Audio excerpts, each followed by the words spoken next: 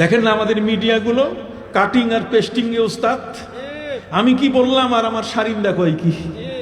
আমি বললাম কি, আমি ইমামদের জন্য চাইলাম তাদের পেটের ভাতা, সেই কথা নাই, লাগাই দিল আরেক শব্দ। এটা অন্যায় করেছে, গুনাহে কাবিরা করেছে, তাদেরকে তওবা করতে হবে। কথা বল না, যারা এই সহযোগিতা করেছে ওই কথার উপরে ভিত্তি করে আলেমরা এত বোকা, আলেমরা এত গবেট হয়, এত জ্ঞানহীন হয়, আমার এটা জানা ছিল না। নবী করিম সাল্লাল্লাহু আলাইহি ওয়াসাল্লামের হাদিস আছে, কাফা বিল মারই কাযিবান হাদাসা বিকুল্লি মা সামিআ।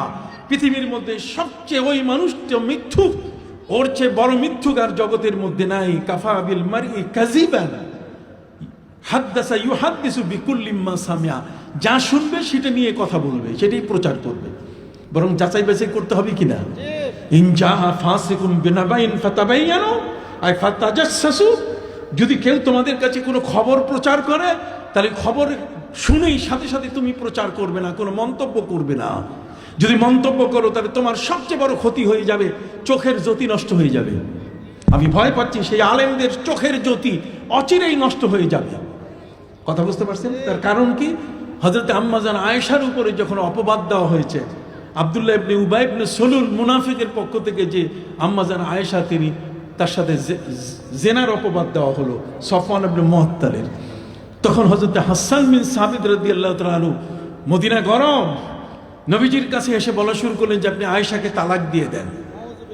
এই না জেনে, বিষয়টাকে কোনোভাবে বিবেচনা না করে, আকস্মিকভাবে এর উপরে ভিত্তি করে নবী করিম সাল্লাল্লাহু আলাইহি ওয়াসাল্লামের কাছে আম্মাজান আয়েশার ব্যাপারে তালাক চাওয়া, তালাকের প্রস্তাব দেওয়া ঠিক হয় নাই। হযরত ওমর ফারুক এই তালাকের প্রস্তাবের কথা শুনে তিনি দৌড়ে এসেছেন ঘর থেকে, নিজের গায়ের চাদরটা ঠিক রাখতে পারেন নাই। আমার নবী সাল্লাল্লাহু আলাইহি ওয়াসাল্লামের দরবারে এসে তিনি কখনো জানালার পাশে উকি মারেন, কখনো দরজার পাশে এসে তিনি উকি মারেন। ভয়ে নবীর কাছে তিনি প্রবেশ করছেন না নবীর অনুমতি ছাড়া। নবী করিম সাল্লাল্লাহু আলাইহি ওয়াসাল্লাম তাকে ডাকলেন, ওমর ভিতরে আসুন। হযরত ওমর ভিতরে আসলেন। ভিতরে আসার পরে নবীজি বললেন যে এই অবস্থা কেন? চাদর ঠিক নাই, গায়ের পোশাক ঠিক নাই, কেমন জানি এলোমেলো পোশাকে আমার কাছে আপনি এসেছেন, কারণটা কি? হযরত ওমর বলেন, হুজুর আমি শুনেছি আয়েশা হলেন একটি অল্প বয়সের মেয়ে, যখন রুটি বানাতে গিয়ে খমির তৈরি করে, আটার খমির, গরম পানি দিয়ে যখন খমিরটা তৈরি করে গোলাটা, তখন রুটি বানাইতে গিয়ে এই খমিরটা করতে গিয়ে ঘুমায় পড়ে, আর ছাগলে এসে ওটা খাইয়া যায়। উনি হলেন এত সরলা একটা মেয়ে। এই আয়েশার ব্যাপারে যেটা বলা হয়েছে এটা অপবাদ। আয়েশার চরিত্র খারাপ নয়, অতএব আয়েশাকে আপনি তালাক দিয়েন না। হযরত ওমর তিনি নবীজিকে সুপারিশ করলেন তালাক দিয়েন না। আর হযরত হাসান বিন সাবিত কি বলছেন? তালাক।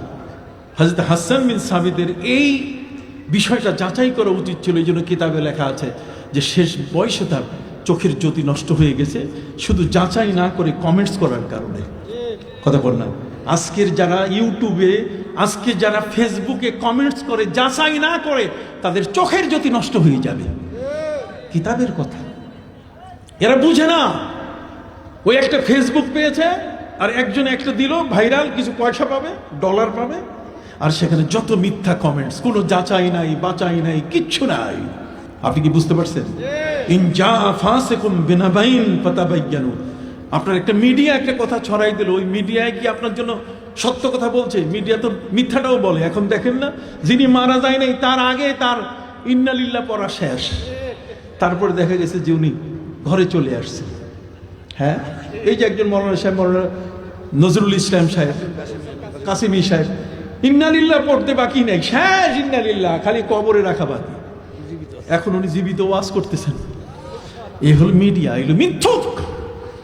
সত্য প্রচার করতে হবে। ওয়াকুল জাল হক ওয়া যাহাকাল বাতিল। সত্য এসেছে, সত্যকে ধারণ করতে হবে। আপনি কথা কি বুঝতে পারছেন?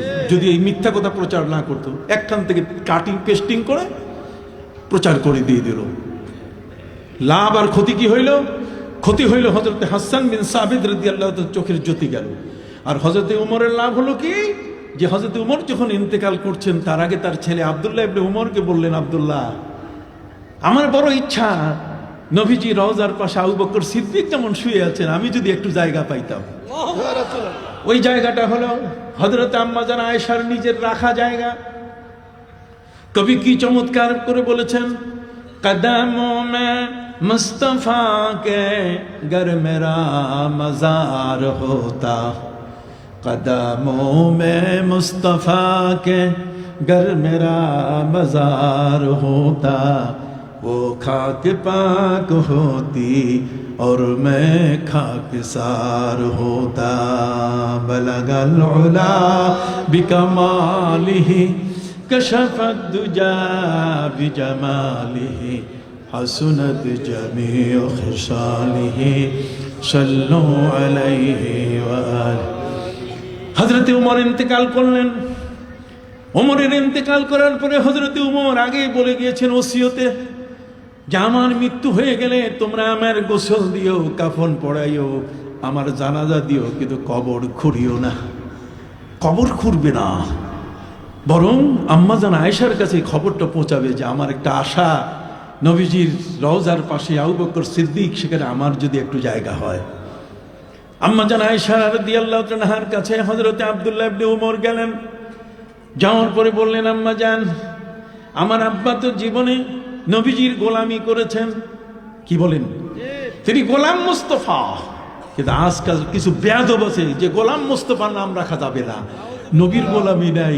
অথচ নবীর সাহাবী হযরত সফিনা, তিনি তার পরিচয় দিয়েছেন যে আমি হলাম নবীর গোলাম। ওয়ান সফিনাতা মাওলা রাসূলিল্লাহি সাল্লাল্লাহু আলাইহি ওয়াসাল্লাম। হযরত সফিনা তিনি বলেন যে আমি নবী করিম সাল্লাল্লাহু আলাইহি ওয়াসাল্লামের কি একজন গোলাম। সাহাবী পরিচয় দিয়েছেন গোলামের, আর মৌলবী এসে বলা শুরু করছে গোলাম মুস্তাফা নাম রাখা যাবে না, গোলাম রসুল নাম রাখা যাবে না। কথা কন না? এই নিত্য নতুন এই মৌলবীরা, এরা হচ্ছে আমাদের দেশে কি বলবো হাইব্রিড। এরা কি এই হাইব্রিড গুলোই আমাদের শেষ করে ফেলছে। আমাদের ঈমান, আমাদের আকীদা, আমাদের বিশ্বাস, আমাদের বিশ্বাসের যে গভীরতা, এটাকে ধ্বংস করে দিয়েছে। মানুষ এখন আমাদেরকে বিশ্বাসই করে না। কথা বুঝেন নেই? ওদের ওয়াজ এখন চেয়ারে বসলে সিনেমা কাকে দেখছে, কাকে বিসমিল্লাহ আল্লাহর নাম নিয়ে দেখতে হবে, কোন নারীকে, এই ধরনের ওয়াজ ছাড়া তাদের মুখ থেকে আর নবীর প্রেমের কথা আসে না। তাদের মুখগুলোকে আল্লাহ তাআলা বন্ধ করে দিয়েছেন। কথা বল না? যেহেতু তাদের কলবটা নবীর জন্য নয়। খাতামাল্লাহু আলা কুলুবিহিম ওয়া আলা সামিইহিম ওয়া আলা আবসারিহিম গিশাওয়া। নবীর ভালোবাসা ওদের চোখেও ভাসে না, ওদের মুখেও আসে না, ওদের কলবেও সৃষ্টি হয় না, যে কারণে তাদের মুখে বলতে পারে না। ভাইরা আমার, আম্মা জান আয়েশা রাদিয়াল্লাহু তাআলার কাছে হযরত ওমর ফারুকের ছেলে হযরত আব্দুল্লাহ তিনি গিয়ে বললেন, আমার বাবা আপনার কাছে আবেদন করেছেন যদি একটু জায়গা দেন। আম্মা জান আয়েশা রাদিয়াল্লাহু তাআলা বললেন, শুনুন, এই জায়গাটা আমার জন্য আমি রেখেছি। আমার স্বামীর কবর নবীজির কবর, রওজা মুবারক, তারপরে হযরত আবু বকর সিদ্দিকের কবর, এর পরেরটা আমার, আমি সেখানে থাকবো। কিন্তু হযরতে উমর যেহেতু চেয়েছেন, ওই মুহূর্তে আমার মনে পড়ে গেল তার সেই বিপদের সময়কালে ওমর ওই যে এলোমেলো কাপড় পরে নবী করিম সাল্লাল্লাহু আলাইহি ওয়াসাল্লামের কাছে এসে বলছেন, আপনি আয়েশাকে তালাক দিন না। ওই দিনের কথা তার মনে পড়ছে, এবং মনে পড়ে বলছে, ওয়াল্লাহি লাউ আসিরান্নাহু আলাইয়া, সহিহ বুখারীর হাদিস, খোদার কসম, আমি আমার নিজের উপরে উমরকে প্রাধান্য দিয়ে দিলাম, অতএব আমি জায়গা তাকে দিয়ে দিলাম। হাল জাযাউল ইহসান ইল্লাল ইহসান। আপনি একজনের উপকার করলে তার বিনিময় আপনি পাবেন। কথা বলছি, আর ক্ষতি করলেও তার কি পাবেন? বিনিময়। ক্ষতি যদি হয় তাহলে চোখের জ্যোতি যাবে। কথা কন না? আর লাভ হইল কত বড়, যে আম্মা জান আয়েশা নিজেই তিনি জান্নাতুল বাকিতে জায়গা নিলেন, আর হযরতে উমরকে দিলেন নিজের জায়গা। কেন?